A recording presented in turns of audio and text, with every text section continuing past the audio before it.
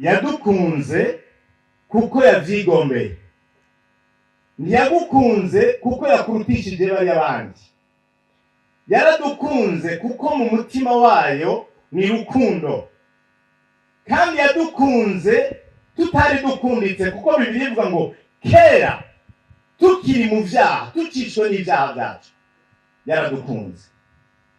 Kera ta mana dufise, turi injabuka ku masezerano yaradukunze. Birayihimbara kugezaho itwita abana bayo. Yohana ati kandi niko biri, uko niko turi, ariko uko tuzosa ngo nikuragira gute, nikurahishurwa. Ngo mugabe ikintu indicateur sur ico tuzi tudatekeranye. Ubu turabana b'Imana, tubwirizwa gusa n'abana b'Imana. Dutegerezwa kugaragaza ivyamwa, imbuto y'abana b'Imana. Dutegerezwa gukora ibikorwa by'abana b'Imana. Dutegerezwa kugaragaza ibituranga ko turabana b'Imana. Ni naho la différence iri.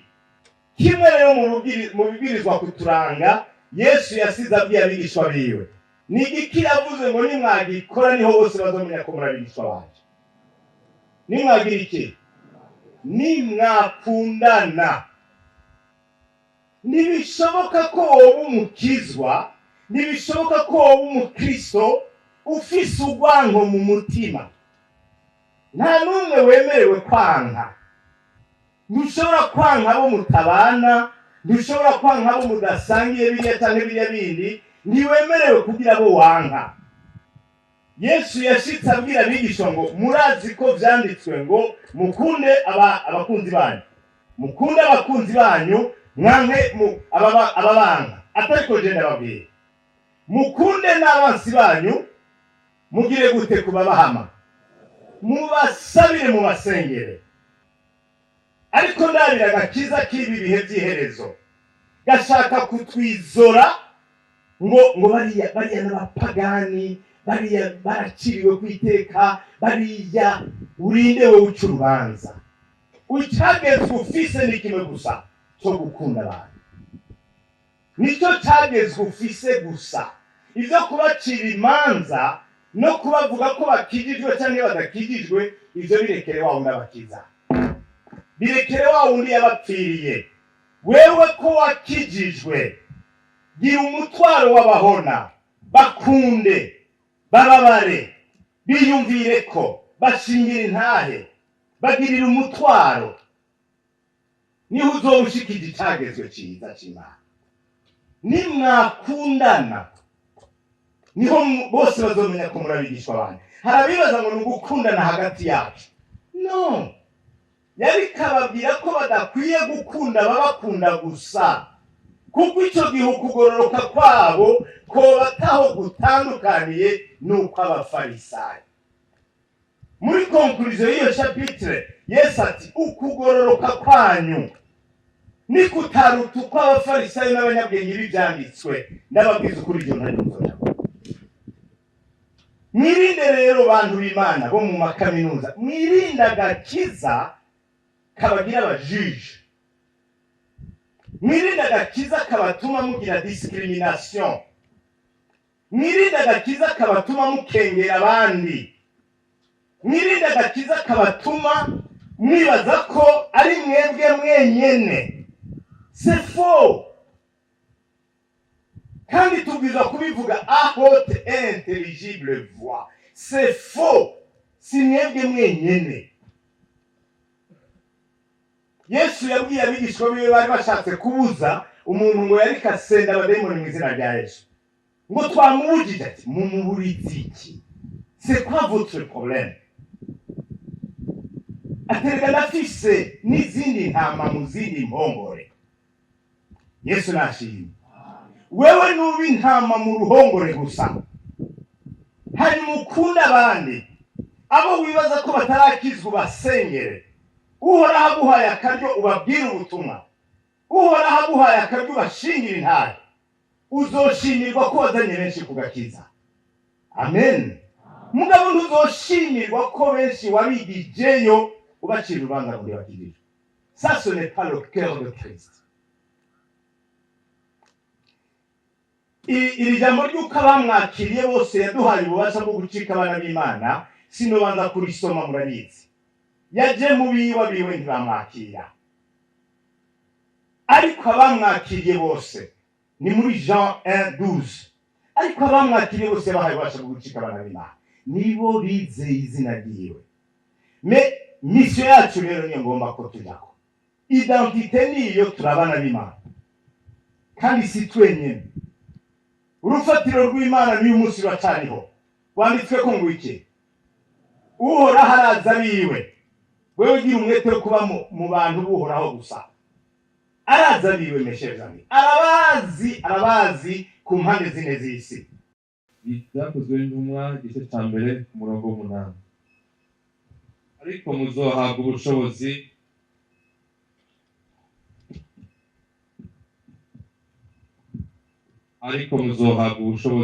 mpemu yera niyabaza ko muzoba ibyabona byo kunshingira intara i Yerusalemu n'i Yudaya hose n'i Samariya no gushitsa ku mpera y'isi. Amen. Muzohabwa ubushobozi.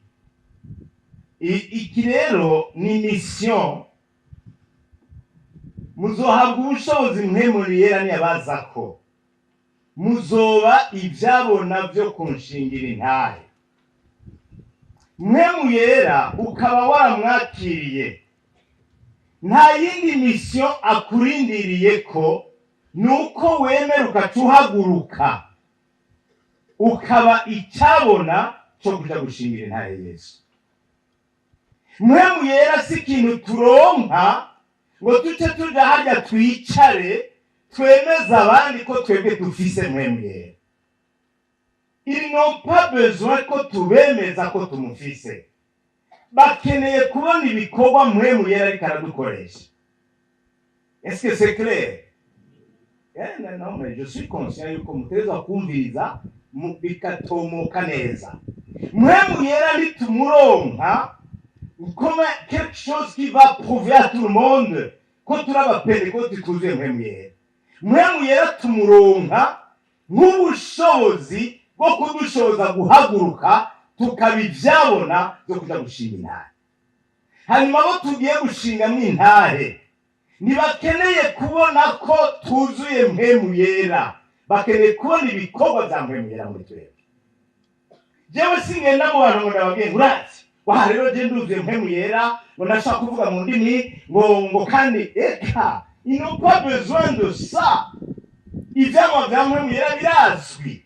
Nimba waramwakiriye reka ivyo vyamwa bigaragare muri wewe, uheze ugende bakubone. Nimba bakwiteze kubugwa neza nk'icyamwa cya mpemu yera akaba atagugira, nimba bakwiteze ko guca bugufi no kugirira imbabazi abakugiriye nabi akaba atabyushobora, ugasigara gusa icyemezo cy'uko ufise mpemu yera ari ukuvuga mu rurimi rutamenyekana, ni ukuri ndagukuye mu nzira. Yesu yasize avuze muzobamenyera ku byo bama, kandi ibyo bama navyo biri clair. Genda musome ibyamwa bya mpemu yera. Muzohabwa ubushobozi mpemu yera niyabaza ko muzoba ibyabona byo kunshingira intare. Dushingira intare Yesu kugira ngo abantu bave mu rupfu rw'ibyaha baze mu bugingo bubonerwa muri Kristo Yesu. Tubwira abantu dushingira intare Yesu twamamaza igikorwa yakoze. Nizo tubwira abantu. Wewe uri kubwira abantu ngo bakizwe babwira ngo iki? Hari abantu usanga umwete wabo ari wo guhimiriza abantu ngo urazoza aho je musengera. Wewe usengera. Murazi Yesu amaze gushikira umugore w'Umusamariyakazi ingene yamubwiye ngo nyina wanje wigihe kirageze aho les vrais adorateurs ngo bazohora basenga muki. Wari kumbwira ko musengera mu misozi y'i Samariya. Abayuda nabo bavuga ko basengera mu ngoro hari Yerusalemu. Ati madame, ibyo byose igihe cyabyo kigiye kurengana. Ce n'est plus le temps ya madini, c'est le temps de l'esprit de Dieu.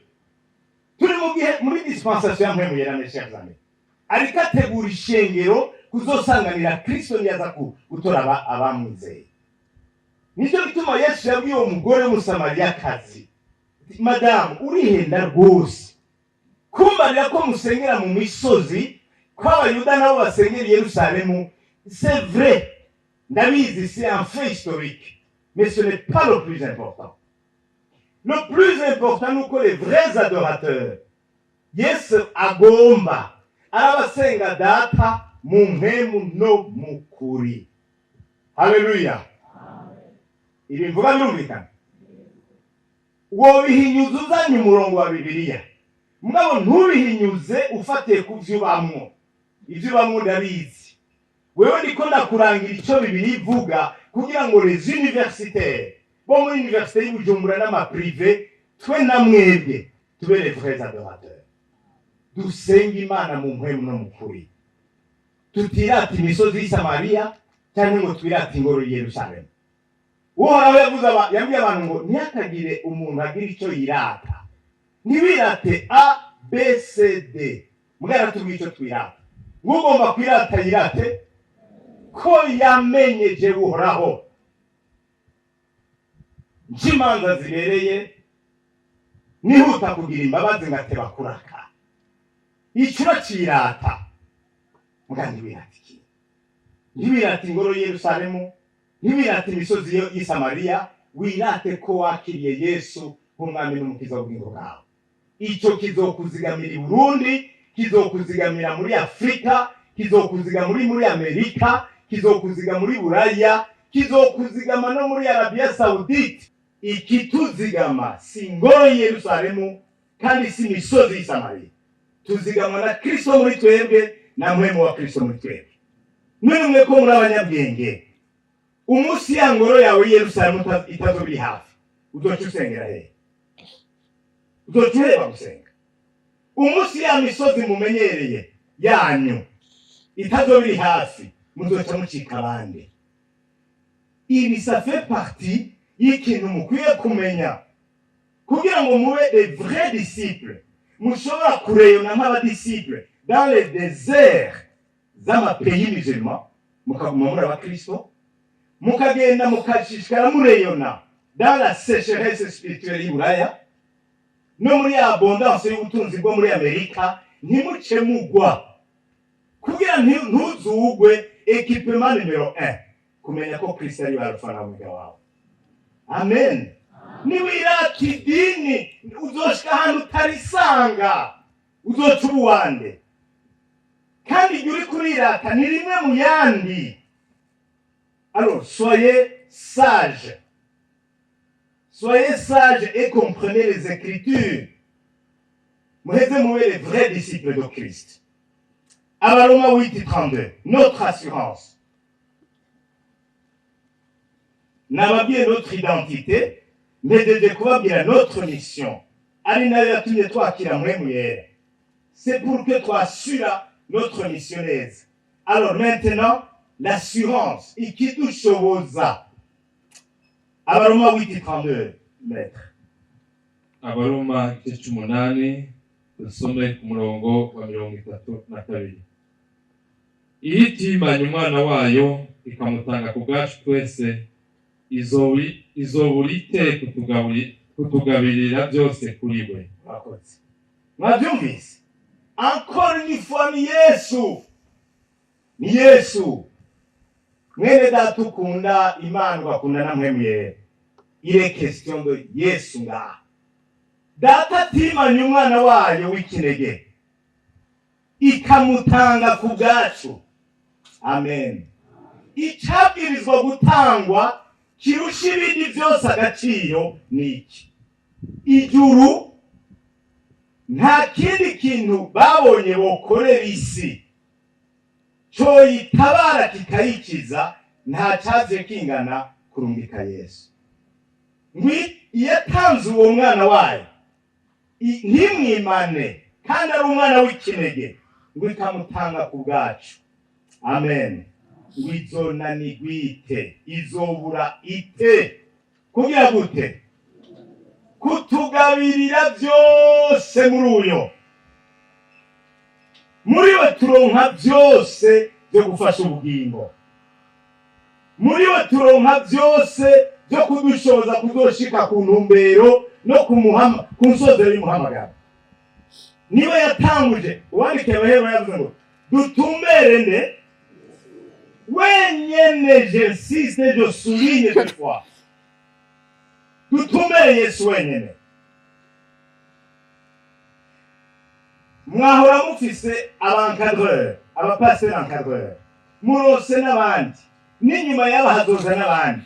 Ntimutumbere pasiteri encadreur, mumwumvirize mugabo mutumbere Yesu wenyene. Amen. C'est clair, c'est net. Abapasiteri encadreur, abo mwahorana c'est bon, n'abo muronse c'est bon, n'abazoza mu nyuma c'est bon. Nta numwe muri bo mubwiza gukurikira. Imana itugiriye umuntu tuzobabera icyitegererezo cyiza, tuzobabera abahanuzi beza, tuzobabera ababyeyi sirinofomene.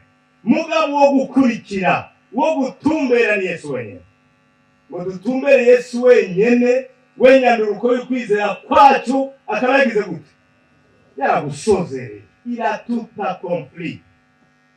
Iyo ni assurance dufise muri mission. Iyitimanye umwana wayo ikamutanga ku bwacu, izonanirwa ite kugabirira byose muri yo bidukeneye. Icyo ntawo kidukuramwo.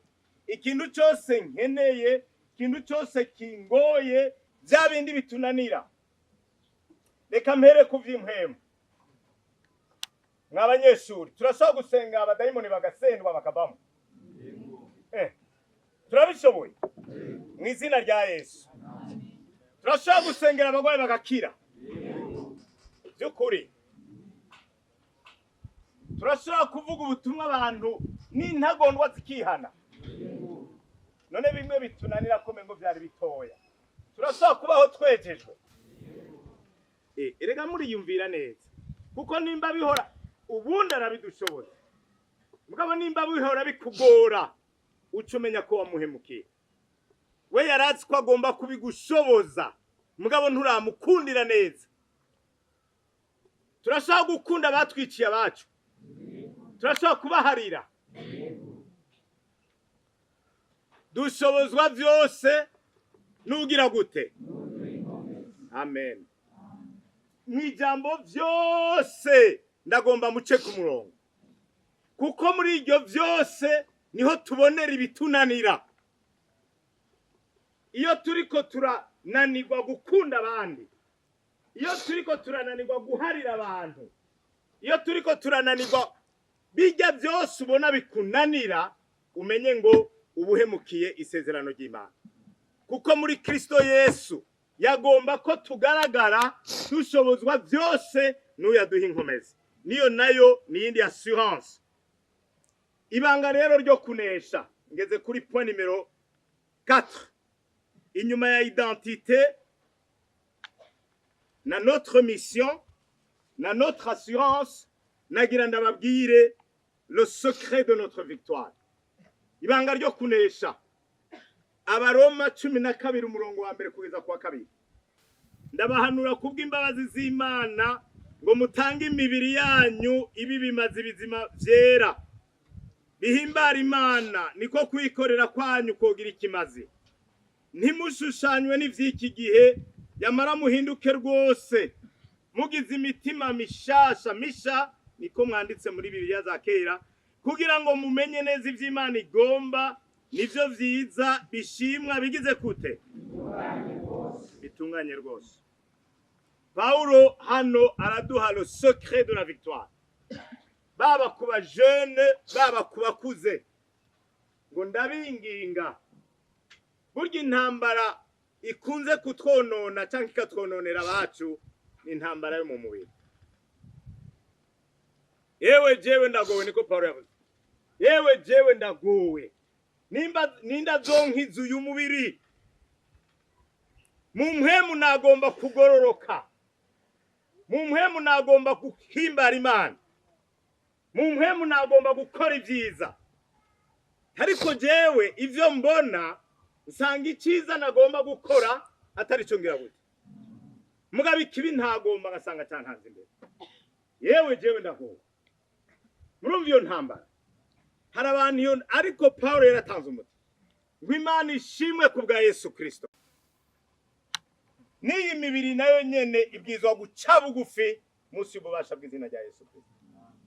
Paulo rero acavuga ati ndabinginga kubw'imbabazi zibonerwa mu mwami wacu Yesu Kristo mutange iyo mibiri yanyu ibi bimazi vyera bihimbara Imana niho kuyikorera kwanyu kogira ikimazi ntimugire gute ivy'iki gihe rero nibihega mwabana ivy'iki gihe mukwiye kwirinda kwishushanya navyo mwe muri aba intellectuel muri abanyabwenge ni mwebwe l'elite yejo mu gihugu ni mwebwe igihugu kizigamwa abakadre ni mwebwe igihugu kizigamwa abashinga amateka ni mwebwe igihugu kizigamwa abarimu bagiye kuturerera abana ni mwebwe igihugu kizigamwo indongozi ntimwishushanye n'ivya kino gihe ngira mvuge bikeya mu vya kino gihe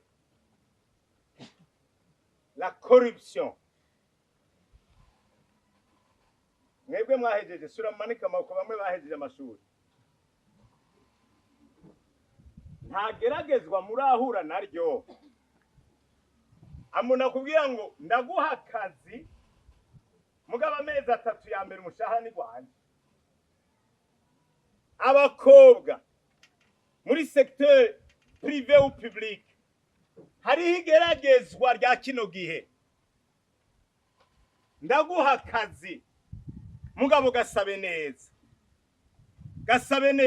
bagasaba neza gute Esther kugira abo umwami kazi yabisavye neza gute yubashuhora amen Esther kugira abo umwami kazi yabisavye Imana nta nivyo yasavye yubashuhoraho uhoraho agera habigera wenyene nshimye ko Esther abo umwami kazi ugasambana n'umukoresha ngo nuko agira guha akazi ugasambana n'umukoresha ngo agira guhe promotion umenye ngo winjiye muri programme y'umuvumo naho uzogwiza amafaranga naho uzogwiza amagrade naho uzohabwa ibikorwa byinshi naho uzubaka inzu naho uzogura imodoka uzumenye ngo iri tunga ryose ndiko ndaritungira mu vyanduye byo mariki ko umuntu yunguka ivyo mwisi byose mbareka akagira iki kamubwiye iyo shwa murayirinda nimwishushanye n'ivya kino gihe iyo shwa murayireka mubahe uhoraho inzara y'iyi mibiri yacu tuyinesheshe iyi mibiri kwitanga nk'ikimazi gihimbara Imana ngo muhinduke rwose mugize iki amen mwebwe muri aba intellectuel mu gifaransa avuga ngo par mais soyez transformés par le renouvellement de l'intelligence renouvellement de l'intelligence nuvuga ngo wari usanzwe uri umunyabwenge ubwenge ufise uyu munsi nibugushoboze kubaho muri iki gihe ibihe nivyahinduka cugira renouvellement de l'intelligence Imana iguha ubundi bwenge bugushoboza kuba no mu bihe bihinduka mugabo ntuzi urafata les couleurs zahugize abarundi baraciye umugani ngo uko zivugijwe none tuzitamba uko zivugijwe no abarongorwa na mpwemu nibo azodushoboza kugira ubwenge renouvelé azodushoboza kugira imitima mishasha kugira ngo ntidushushanywe n'igihe abantu bagezemo ejo ni bwaca kabiri hakaba intambara y'intara canke y'amoko uzocikorokeramo uzobwirizwa kugira ubwenge bugushoboza guhagarara udatsindwa n'ubwunge bw'abamugwanitse reka rero dusozere ku yindi secret de la victoire. Yakobo 4 ku murongo w'indwi. Nuko mugamburukira Imana ariko mugwanye wa mugwanizi n'abazobahunga. Amen. Haleluya. Nakunda kwigisha nkoresheje de l'audiovisuel. Hagira umuhungu n'umukobwa baza hano. Aba volontaire. Nta n'uno hamagara nta nabonze ariko un garçon et une fille très rapidement baze hano. Hano imbere.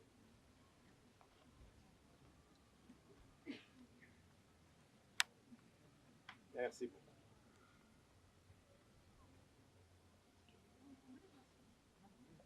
À ma droite, undi à ma gauche.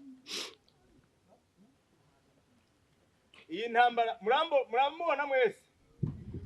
Muramubona?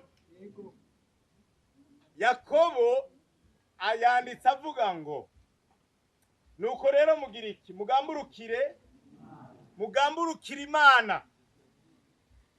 Aba bantu nta numwe agiye kuba Imana, nta numwe agiye kuba n'umugwanizi. Yesu abahezagiye.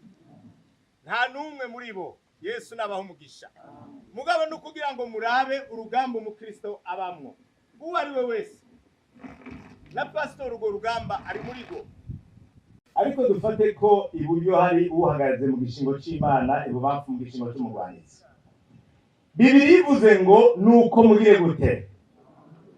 Nuko mugamburukira Imana, hanyuma mugwanye wa murwanizi nawe azogira gute?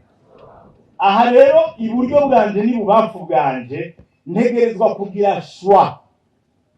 Nagira ndabisurinye 2 fois, 3 fois, 5 fois. La vie chrétienne consiste à faire des choix. Ugahitamo kubaha Imana uzoyubaha. Ukahitamo kuba umunyabyaha uzomunyabyaha. Kandi ntubanze kurira ngo wigire ngo nisanzemwo. Ngize iminsi ngwana intambara n'iryo jambo. Ngo nisanze. Wisanze ubaye igiti. Ibabi n'iryo rikoroka rikisanga riri hasi. Ngabo wewe. Ngo nisanze bikakubesha. Soumettez-vous donc à Dieu. Alléluia.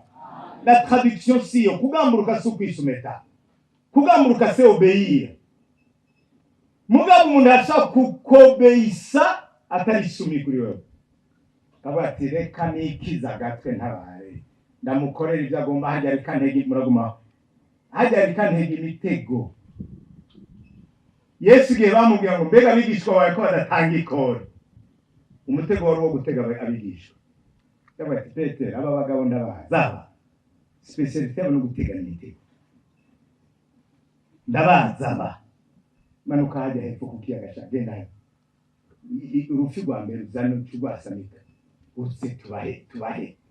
Twirenganire tubandanye n'isi yacu. Abafarisayo. Abanyabwenge b'ibyanditse bo gutegana imitego gusa. Bahaye amafaranga iryo kore. Maradubizi. Urashaka kugamburuka ku kintu obeyir. Mugabo utarisumi. Sibyo? Mugabo Imana ntidusabye kugamburukira Imana nk'abayikiza. Idusabye kuyigamburukira nk'abarisumi. Soumettez-vous donc à Dieu. Yero wisumese baragutumbe. Imbere n'inyuma nduwawe. Ukungenza niyo ubizi, ukambira ngo icara ndicara, ukambira ngo haguruka ndahaguruka, ukambira ngo genda ndagenda. Je suis entièrement soumis à vous, mon Seigneur. Alléluia. Amen. Ukungenza niyo ubizi. Kandi chonzi kuba gukunda byose bifataniza no kwazana ibyiza. Aho uncisha hose ndabyemera uri Imana yaje. Les projets que tu as formés sur moi, alléluia, sont des projets de paix et pas de malheur. Ivyumviro twiyumvira ko ni iby'amahoro, si iby'ibyago nambamana. Kuko ushaka kuduha ibyizigiro n'umwegere. Kubw'ibyo entièrement soumis. Ugakubita ndemera nk'ubitike. Ukangimbira ngo ryama ndaryama. Ça c'est la soumission. Soyez entièrement soumis à Dieu. Mugamburukira Imana. Mwumvise? Aha ni hamwe iburyo ngo tugire gute? tugamburuke muri sanse ya soumission. Uyu nawe w'ibubamfu nawe tumubwire gute? Tumurwanye. Yesu aguhezagire numve. Umve kumurwanya. Igigwayo ndamurwanye neza rwose. Kumurwanya rero Satani si ugufora ingumu. Urabona byumva? Satani njyanye n'iki giti no kubita bitamwenda kwisi. Muramubona ngo mumukubite ingumu. Tuzane za biti by'umusaraba tumukubite nkaho mwabona. Nimwe muharaye muzamuravuga. Tumukubite umusaraba. Tumukubita gute? Tumugwanya gute? Erega ubundi hari uwamugwanije yamunesheje. Sibyo gahene? Erega yaratsinzwe. Ndaza kuguhezagira mu nyuma mwana. Ndaza kumwatura kumugisha kugira nibi turiko turavuga nk'ibigereranyo by'inyigisho hatagira uwo bisigara mu byimviro. Umuhagiro w'amaraso ya Yesu ahari mugenzi kandi noneho urera uragororotse. Satani wewe ntusabwa kumugwanya mu ngufu zawe kuko hari uwamunesheje. Amen. Wewe umugwanya mu kwisunga umwe yamunesha. Amen. Yesu yarahindangije byose. Ngo les autorités spirituelles bakuru burya Satani arafise état-major ikomeye cyane. Arafise aba officier supérieur, arafise aba officier subalterne, arafise aba toute une armée. Wewe uzigwanya gute? Icyo ukora wibutsa Satani uti mvako jewe nduwa wawe yakunesha. Uri kurambesha. Ukuri nuko nkimwizeye ntawo munyaga. Ibyo umbwira sibyo. Yambwiye ko nashushanijwe mu biganza byiwe kandi inzitiro zanjye zihoza kwa maso. Izo nama uri kurambwira sizo. Yatubwiye ko azohorana natwe kugeza ryari. Kumuhera w'isi. Amen. Azohorana natwe kugeza kumuhera w'isi. Nkabyibutsa Satani iyo aje kunyereka amarushwa. Ngiyo hari amarushwa menshi ateye. Mukihebura ko mutagikira. Ngo muca mugira iki? Yo muri Kristo Yesu. Satani urabesha. Numwizigirwa. Iyakoze biriya ntaho yagiye nibirabikora. Amen. Aho Satani atavuga ati wapi kare. Il m'a résisté. Namuhenza aranga. Kugwanya Satani wa inama yiwe. Point. Sukubira icyuya, sukuduza ijwi, sugutsimba, ibyo ntacyo bimubariye. Ngira murabyumva. Ushaka usimba ukubita umutwe ku mabati. Icyo ntigikanga Satani. Mushake muduza ijwi musarare, icyo ntikimpressiona Satani. Ikimwimpressiona kikamutuma duhunga. Tumwibutse ibikorwa Yesu yakoze. Yarabashingiye intanda hejeje. Mu Burundi hari haje umuvugabutumwa w'umunyamerika yitwa Dale. Abagiye mu gikorane cyiwe. Dale. Bisatira mu gikorane mu Kibenga. Abavugabutumwa abafashwe n'abadayimoni batwara mu rusengero kuko igikorane cyeko kiraha nk'aho kuri stade. Abafashwe n'abadayimoni bose baje kubasengera mu rusengero mu Kibenga. Hanyuma Dale sinzi ukuntu hamye je no mu interprete wiwe. Atuomperekeza. Yaragiye muri lieu d'essence. Turagenda tugeze iruhande y'urusengero.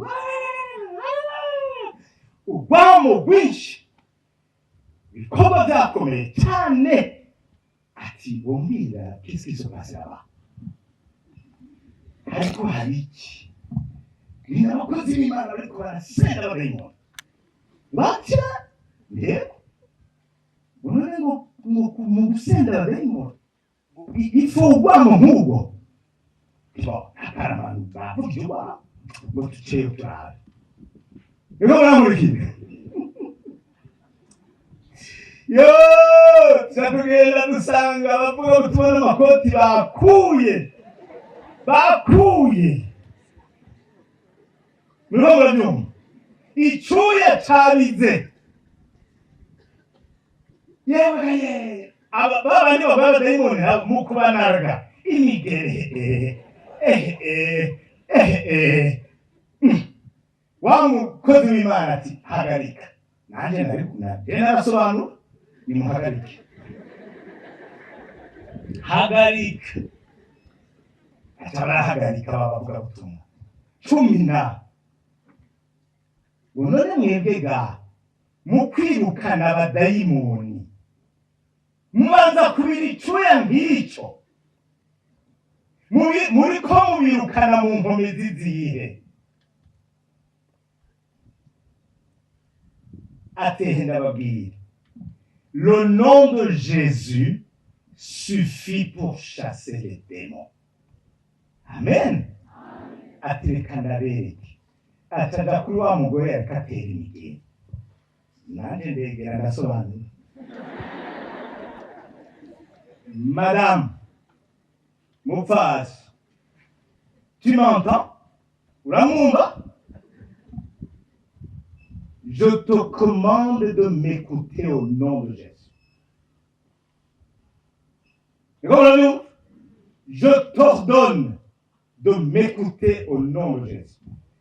Wa mugore murundikazi mwiza, amaguru atarayegeranye, tugutera ingere bibirahetse. Tu m'entends? Uramwumva? Ndakumva.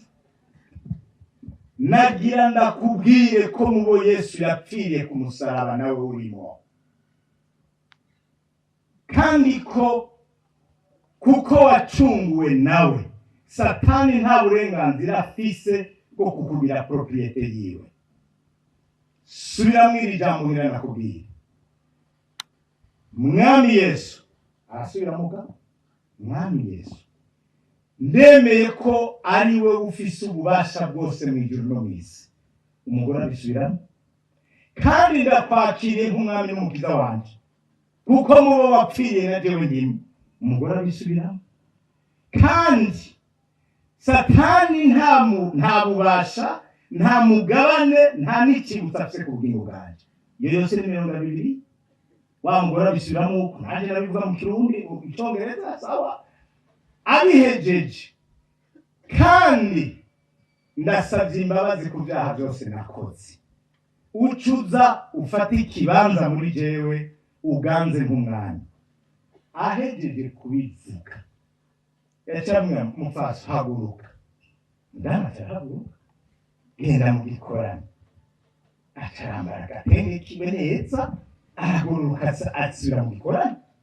None cacu yakiriye ya migeri igiye hehe? Igituma Yesu agaragaza ububasha bwiwe mu byo turimo, suko tuduza ijwi, suko dutera imigere, suko tubira icyuya. Ça c'est vraiment peine perdue. Ikinesha Satani kikamukura kuri terrain nukumwibutsa ibyakorewe Igorogota ku musaraba, kuko ibyo arabizi. Yindi ntahimwe umukozi w'Imana yagiye kuvuga ubutumwa mu Buhindi, babitubwiriye ku ntangwa. Uwo mukozi w'Imana yavuze uburenye, abasataniste batamuteza mangetengete mu cyumba ciwe hari kavuga ubutumwa. Abadayimoni baraza, yinjiye mu cyumba, bafata igitanda ciwe akikiryamye kwarushe, aragisuguma bagisekanya n'igihome. Abadayimoni atabona, atarahaguruka nk'umukozi w'Imana azi Yesu. Satani bwa sinenzi ko ubahuka kugeza hose mu izina rya Yesu. Igitanda cyaragarutse, kuko umukozi w'Imana avuga ati sigenda kigarura cyajanye n'abadayimoni. Abo badayimoni batubaha Imana ko bubahutse bakagisuguma, n'abandi bo bagisuguma bakigaruka. Ndetse nijyamira amahoro. Amen. None wategeka gutyo si umuntu nka twebwe, ni kubera ko ategeka bigakunda.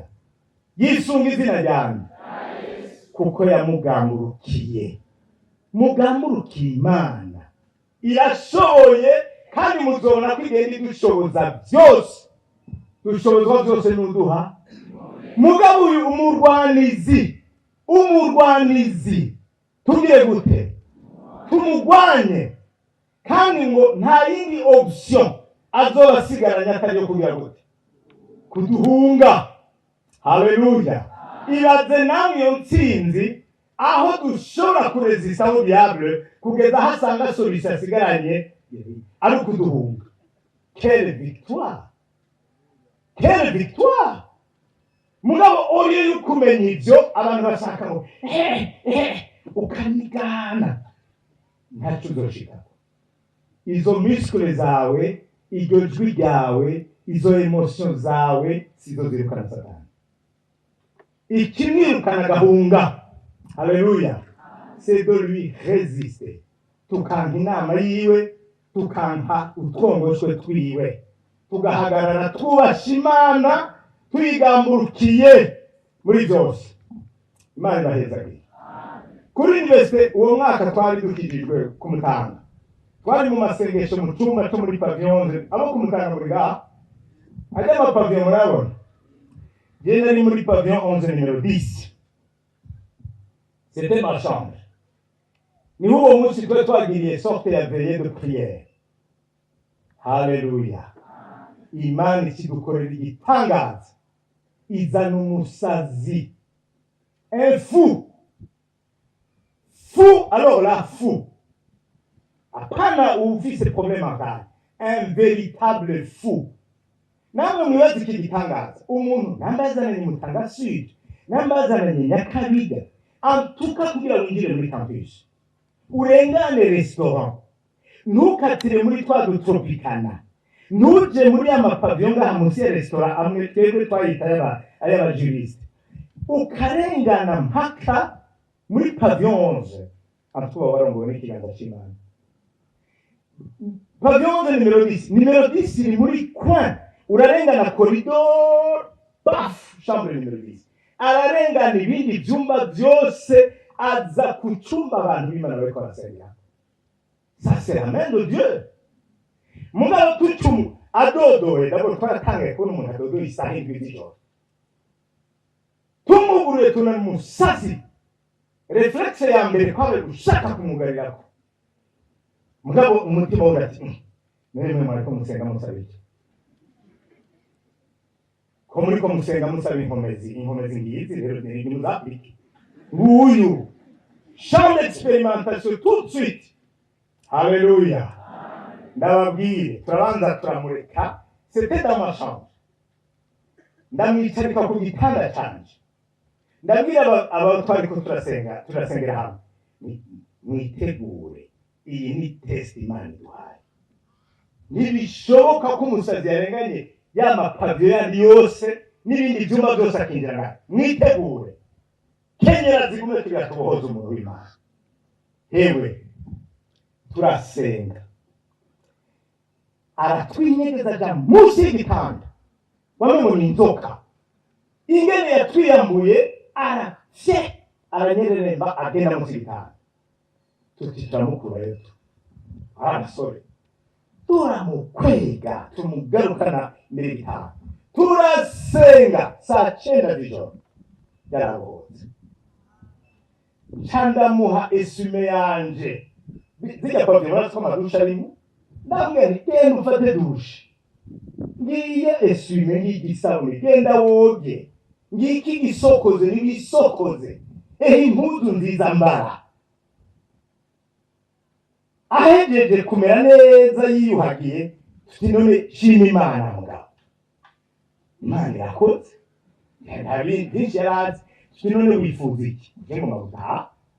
S'il vous plaît. Wamwe ngo twafashwe mbiri. Turamureka aragenda. Nta n'izina ryiwe yatubwiye. Nta n'iyaba. Wamwe ngo twafashwe mbiri. Iyo ni ibyo ni ibintu reyeri byabaye. Turibananiza porogaramu yacu gusenga Kristo mata. Mugabo n'ubu turakibuka ko Imana yatubwiye test yo kwizera ituzanira umusatsi. Arabohoka l'espace de 2 heures akagenda ari mu muzi mpashimye. Dushobozwa byose n'uduha inkomezi. Si kubw'inkomezi zacu. Amen. Muhagarike kwibaza ko mufite inkomezi zitwizanye. muhagarike, kuko iyo wibagiye ko ufise inkomezi zitwa rwawe nivyo bigutuma ukengera wibaza ko batazifise. Mugabo reka umwete w'Uhoraho aba ari wo ubishitsa. Amen. Uyu muntu Imana imubwire gute? Amen. Umubiri, umutima, impemu n'ubugingo bihezagirirwa muri Kristo Yesu. Wewe urumva ko yahagaze mu gishingo cy'Uhoraho, wewe ego. Uyu rero nawe twamuhaye guhagarara mu gishingo cy'Uhoraho, ariko sivyo. Aracyari umuntu w'intege nke, akwiye gushobozwa byose na wa wundi aduha inkomezi. Genda izina rya Yesu rize kudukorera inkinzo mu masirasiyo yose, umenye ko ari we mutabazi atabarutse. Amen. Ntidushushanywe n'ivya kino gihe. Ne vous conformez pas au siècle présent, mais soyez transformés par le renouvellement de l'intelligence. Ngo niho muzomenya ivy'Imana igomba n'ivyo bishimwa bitunganye rwose. L'autre secret de la victoire, mugamburukire Uhoraho Imana. Mugwanye wa murwanizi nawe azogira gute? Azobahunga. Paulo rero acasozera avuga ngo umuntu niyitandukanya n'ivyaha, haleluya, azoba igikoresho cejejwe gihimbara Imana nyeneco kandi catunganirijwe gukora igikorwa ciza cyose. Mwabahungu mwabakobwa ba Kristo, umuntu azi ko mu kubaho kwiwe yahavuye yibaza ko afise agakiza gafatiye ku nkomezi ziwe, ndamutumiye ave muri iyo mentalite. Vayo vraiment, vayo, va muri iyo prétention, va muri iyo orgueil. Cyabugufi munsi y'ukuboko kwisumba byose, tuzoshobozwa byose n'uwaduha inkomezi. Muntu ucantrete n'icyaha, waririmbye avuze ngo tuve mu gakiza k'amajambo dushike mu gakiza kagaragarira mu bikorwa. Twama imbuto, twama ivyamwa. Muntu cirati ikindi kintu na kimwe atari Kristo, ndagukuye mu nzira kweri. Va muri iyo tromperie, va muri iyo illusion, va muri iyo orgueil. Sivyo, ce n'est pas vrai. Ugomba kugira ico yirata, yirate Kristo, yirate ko yamwakiriye nk'umwami n'umukiza. Ndahamagaye umuntu yoba azi ko yagendeye mu ruhendo, kuko uruhendo rurushinga rukicaha. Illusion, se tromper, ukitiranya ibintu, ignorance. Mon peuple périt par manque de connaissance. Nuze ubibwire Yesu. Icyaha coba cyararondeye kuza kirakugarukaho. Nkunze kumva abantu bavuga ngo jewe ntaco ntakora ngo iki kintu kimveko, mugabo nama ndacihana caranse. Nukuri nturacihana. Merutse kumva akagani k'umuntu yambwiye ngo ntimuze musure gucu narabivuze kuri tezi ngo ntimuze musure guca umugani ngo inkoni ishikiri gufa ntishikira ingeso. Ati ntibirabe inkoni. Bacaduha akarero kuwa kubiswe, sinzi banga yari yahishuye muri ivyo bintu by'intambara ngo aha mu gihugu, ngo sinzi ngene yagiye abwira bamwe ngo position babandi iri hajya, babandi baca baragenda barabatera. Umushefu wa babandi bateye bati ndakeneye kumenya wavuze aho turi. Bati nurya musazi, yari umuntu w'umusazi yaba muri ako karere. Ati nurya musazi, genda munzanira inkoni ijana. Tuma abantu 10, ati umwe wese azane 10. Sha uwo musazi arakubitwa, baramukubita araraba. Bati camumurabura mu musubira izindi. Baramurabura, baramukubita izindi araraba.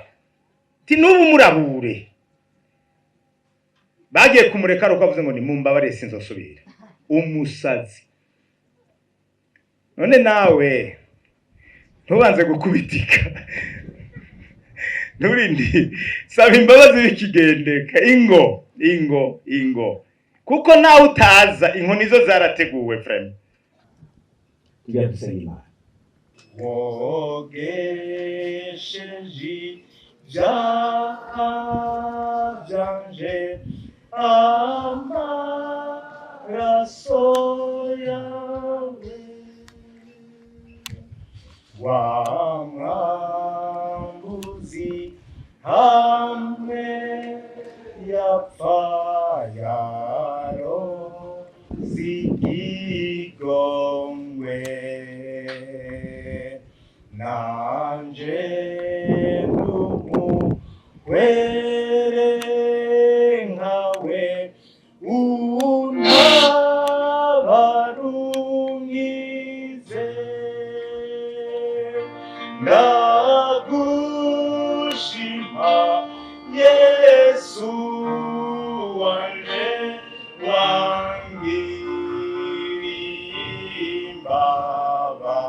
wangiriimbabazi wogesheje ibyaha byanje amaraso yawe. Pasteur, amuhiye mikro. Kenshi gituma abantu bagorwa nuko batamenya ico bari. Cyo ni cyane. Ira kabiri nukumenya misiyo yacu niyihe. Ko turi abana b'Imana. Kandi dukwiye gushingira intaha abandi ngo bave mu byaha. Dukwiye kuvuga gute, dukwiye gukora gute, dukwiye kwiyumvira gute, dukwiye kugenda gute. Hanyuma ikindi rero kwisumeta à ce Dieu qui nous a donné. Itimanya umwana wawe. Rero umuntu atayisunze naho atagira intege. Rero Imana ibafashe mwizere imbabazi z'Imana. Murabona nshobora kubavugisha mwese. Mugabo Imana niyiharira. Amaraso Yesu Kristo niyo yeze. Mugabo kandi ntihabe kwirega, habe kwihana. Umuntu ntavuga intege n'ibyo gusa mugabo haki haba kwihana no gushishikara kwisunga uyu yaresheje. Twisumete ku Mana turwanye Satani wazoduka. Mwami Imana yacu. Wewe wera. Imana ikundana.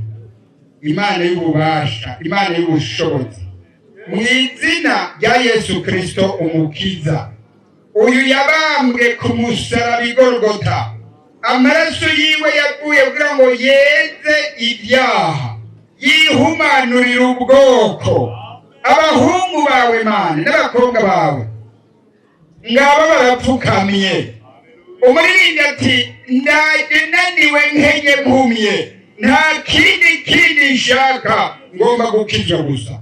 Mwami amaraso ya Yesu Kristo mwami ngwino ezi imitima, ezi muhemu y'aba bantu, ezi imibiri y'aba bantu, kugira ngo byose hamwe imuhemu umubiri n'ubugingo byezwe Imana. Au nom de Jésus Christ. Ibyiyumviro bibi, amajambo apfuye, inyifata itabereye mu izina rya Yesu Kristo yanesheje bitsindwe iyi saha. Ijwi ry'abagiriza ikibi bihore rikurweho. Bumva ijwi yabwira ngo uri umwana wanje, uri umwana wanje, naragucunguye. Mwami amaraso yawe amaze kubeza, amaze kubatunganya, mpemu yera ngwino fata ikibanza mu izi mpemu. Impemu yawe ibwirikanye n'impemu yabo ko ari abana b'Imana. Bahagarike neza nk'abasoda beza ba Kristo badatsinzwe n'ubugunge bw'umwanzi. Ijambo ryawe Mwami ribe muri we rigwiriye. Kuko ijambo ryawe niryo rituma umuntu yaribitse mu mutima, rimufasha kudacumura ku Mana. Mwami turasabye ngo ubushobozi bubohora, amaraso yeza, inkomezi za mpemu zibane n'abo bapfukamiye Imana babashije kugenda banesha. Urakoze ko bababariye, urakoze ko amaraso ya Yesu abeza, urakoze ko ubushobozi bwa mpemu yari babashije guhagarara neza nk'abasoda beza ba Kristo. Turagushimiye imbabazi zawe, turagushimira urukundo rwawe. Urakoze kubahezagira kandi babaye kandi bakomeje mu izina rya Yesu Kristo umwami wacu. Amen. N'abari basigaye mu ntebe bahaguruke. Turagomba gusaba umugisha ku banyeshuri bo mu makaminuza. Ibahangatse, ibashoboze kwiga mu makondisiyo possible, kandi baha umugisha. Nimwaheza amashuri bitera iteka ababyeyi babanurize ku mashuri, namwe bibatera iteka muronka akazi kabashoboza kwibeshaho no gutegura imigambi y'akazoza. Impamvu tubisaba twisunga isezerano rivuga ngo umugisha w'uhoraho uratungisha kandi nta mubabara uvanga. Rero tout simplement ndasaba abakozi b'Imana bagenzi banje hariya n'abankadre tumanika amaboko tuyatumbeje kuhoraho Imana, dusaba umugisha ku banyeshuri. Dusenge. Data wa twese uri mu ijuru, izina ryawe niryubahwe, ubwami bwawe nibuze Mana, ibyo ugomba bishishikare gukoreka muri twebwe nk'uko bigomba uri mu ijuru. Haleluya. Uduhe ibidukwiye byo ku munsi ku munsi Mana, uduharire ibyaha kandi udushoboze guharira ababidukorera. Mwami Yesu wigishije abigishwa ngo bace bongera kongo, ntudutererane mu birondera kutwosha nabi.